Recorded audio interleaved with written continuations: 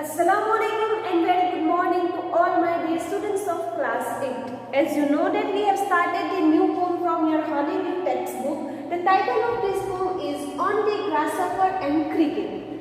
Students, we have talked about the poet of this poem. Who is the poet? The poet is John Keats. He's a romantic poet.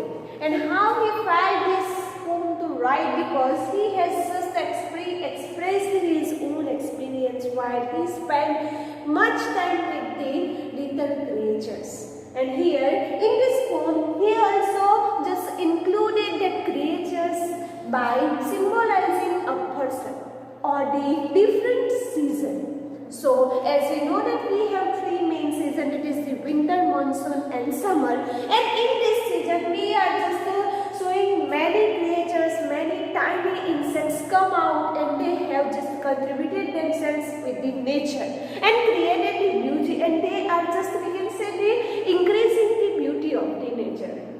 So students, here also we are going to start the explanation of this book.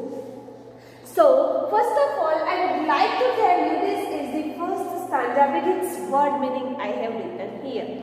So students, please you keep yourself here and try to understand this poem very easily. So here, stanza number 1, the explanation of the first 4 lines. As we know that in this stanza, it is the octave. Octave means what, student? 8 lines are there. And in 8 lines, it is the octave, that's why it's a Petrarchan sonnet. Second stanza, it is the sestet, it means it has 6 lines. So first of all, I would like to start the first stanza, its explanation, so please keep yourself here. So students, first stanza here, the poetry of earth is never dead, when all the birds are faint with the hot sun and hide in cooling trees. A voice will run from heads to heads about newborn babe.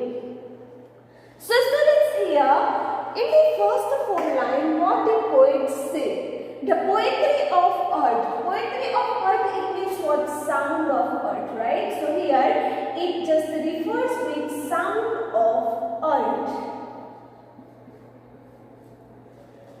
So students, here it's a sound of earth. The poetry of earth is never dead.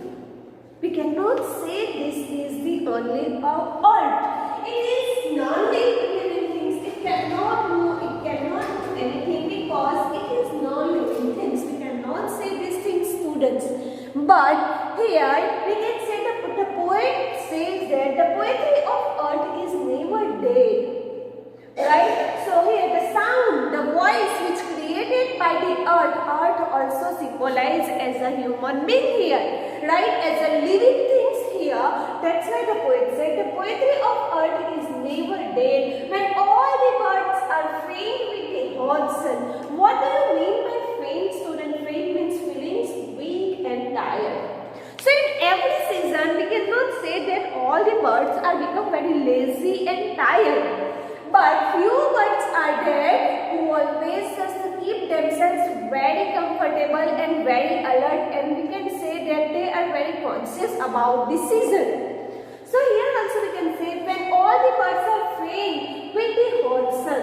It means here, students, we can say that this is the about the summer season.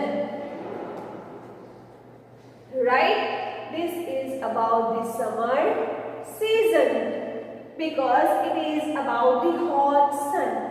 So when all the birds become faint, become very weak, because we people also are feeling very weak during the summer season, because very hotness right होती है, वो और ज़्यादा हम tired हो जाते हैं, right. So same things also happen with these insects. They are just the creatures. They are not that much able to tolerate the things, tolerate the hotness, we can say, right? So students, here in the first 4 lines, what the poet said, the poetry of earth is never dead. वो कभी मरे.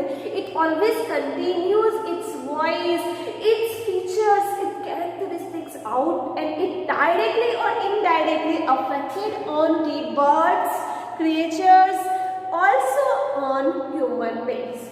So here the poet was talking about the situation and condition of the birds, right? How they are affected with the different seasons. So here the poetry of earth is never dead. We cannot say that the earth is just a stop and it become the non-living things here, so it will not affect on the creatures or the human beings. But no, it is totally vice versa. It is totally opposite of this.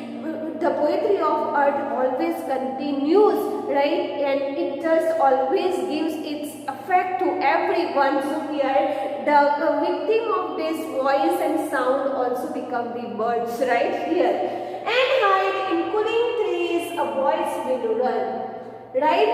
And here we can say that where these birds are will go under the trees, we can say, because they are also want some shadow, right? उनको भी अच्छा लगना चाहिए, right? They also want some feelings and relaxation over there. That's why where they will go under the trees to take some shadow over there, and a voice will run. So students, means what here it described. A voice will run, it is the personification, we can say. And personification means what? As we know that here voice cannot will run.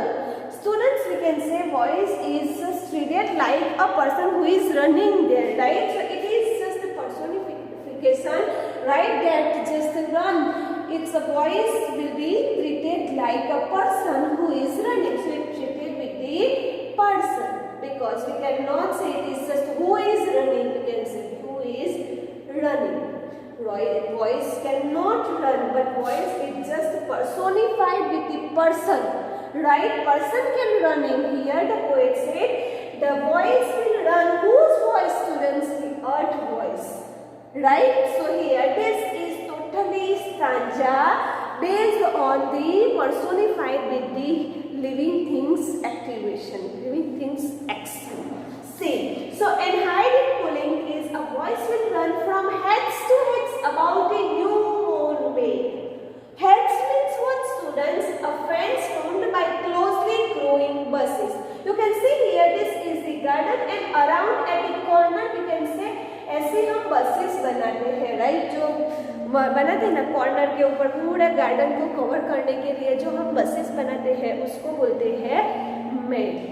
So here students, we can say that and hide in cooling trees, a voice will run from the heads to heads about the new moon made.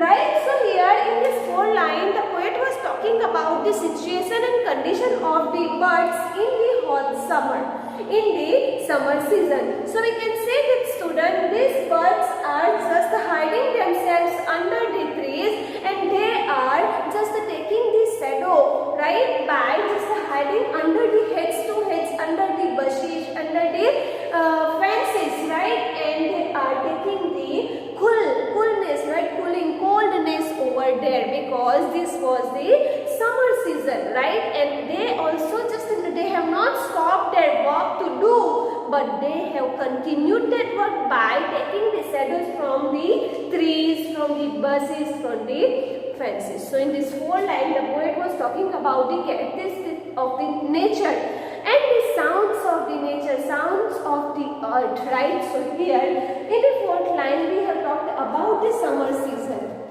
Now say in the second last 4th line of the first stanza what the poet talked about. See in the last 4 line of the first stanza, see that is the grasshoppers, he takes the lead in summer luxury. He has never done with his delights, for when he tired out with fun, he rests at ease beneath some pleasant tree.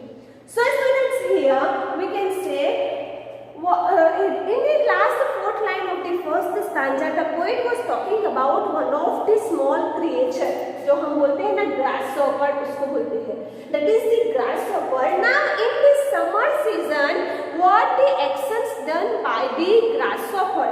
The poet said that grasshopper takes the lead in summer luxury he has never done. In this especially summer season grasshopper become very happy. Whenever we are just showing this small insect, we are just showing in the monsoon season. But the poet was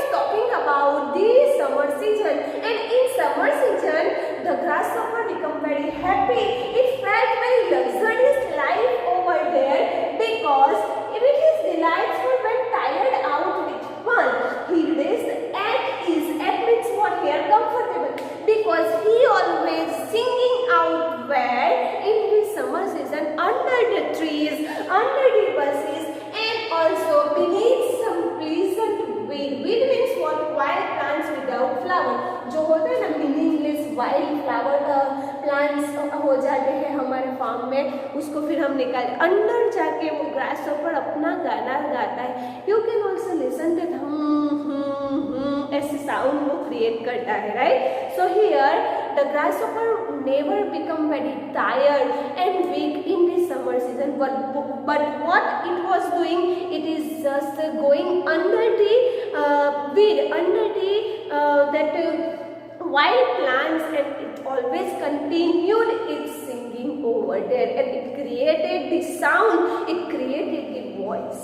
So here we can see, students, that the grasshopper symbolized with the summer season, right? It symbolized with the summer season because in this season it become very happy. Now we see next stanza number 2.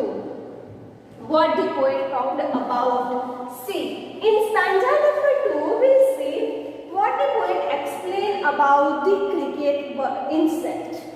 As we know that here the poetry of art is ceasing never. Ceasing means what? Students, stopping. It means same as the first line. It never did. So the poetry of art is ceasing never on a lone winter evening when the frost has brought a silence from the stone-dead streets. The cricket songs in warmth increasing ever and sings to one in drowsiness half lost. The grasshoppers among some grassy hills. So students, here we can say that in the second stanza, it's a sustain, it has 6 lines.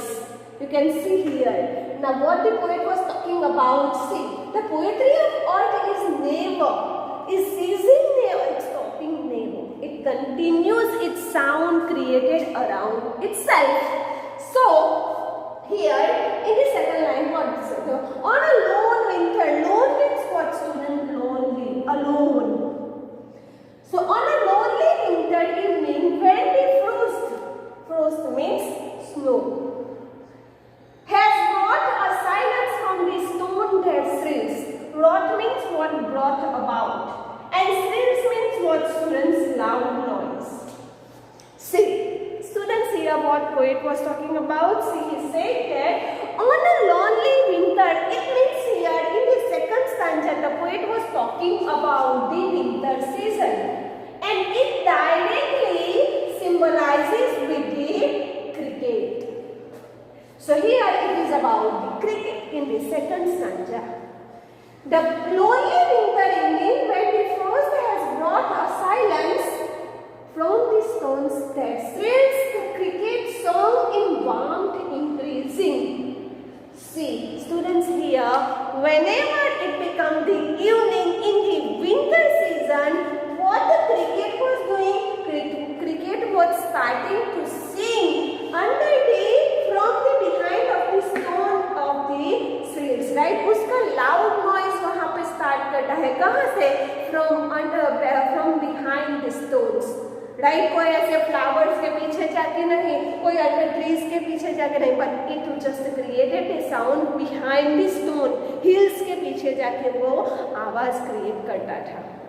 As we know that grasshopper created this songs under the trees, under the weed, under the wild flowers, under the wild plants, but here the cricket was just creating the sound behind the stone.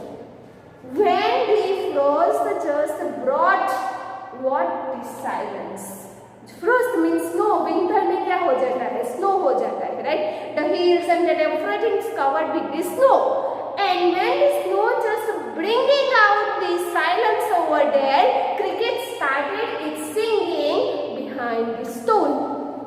Then, and seems to be one drowsiness half lost, the grasshoppers among some grassy hills. Drowsiness means what? Sleepiness.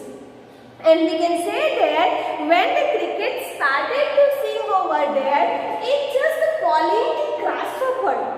See, students, we can say the cricket was calling the grasshopper and grasshopper was calling the cricket. So grasshopper was just there under the grassy hills.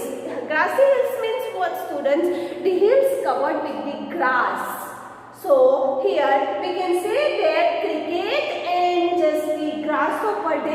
happy in the different season. And that's why the poet was just symbolizing these two creatures with the season. As we can say that grasshopper symbolized with the summer season and the cricket was symbolizing with the winter season. So students, here we are just stopping the explanation as explained by me here. Different words meaning also given here. You can copy from here. I will give in the PDF in our notes also. So students, we are stopping this explanation here. In the next session, we will see the poetic devices of this poem. What the poetic devices used by the poet in this poem. So students, thank you and have a great day. You will see this this poem, continuously, and we will see poetic devices in the next session. Thank you, students.